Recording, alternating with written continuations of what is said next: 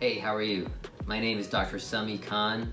I'm an orthopedic surgeon here with Resurgence Orthopedics in Johns Creek. I specialize in sports medicine and shoulder and knee surgery.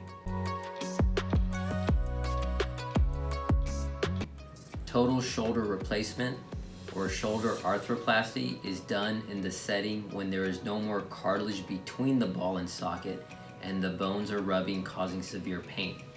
When you look at a shoulder model, the ball and socket normally has cartilage on it, and in this model there's no more of that smooth surface.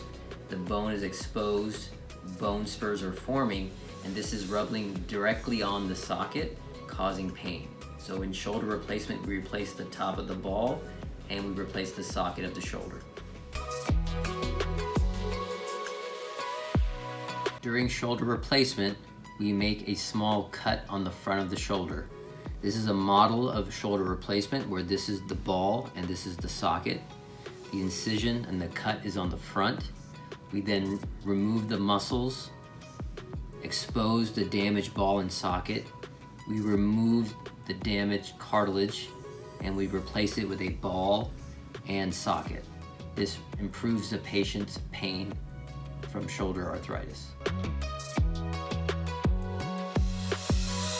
The right time to look at shoulder replacement surgery is if non-surgical treatment has failed and someone's night pain is consistently such that they cannot sleep well at night.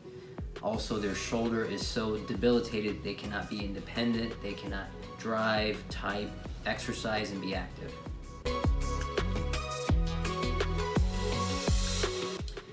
The ease of recovery of shoulder replacement has really improved, so much so that patients now can come in the morning, have their surgery, and go home the same day. They can recover from the comfort of their own home.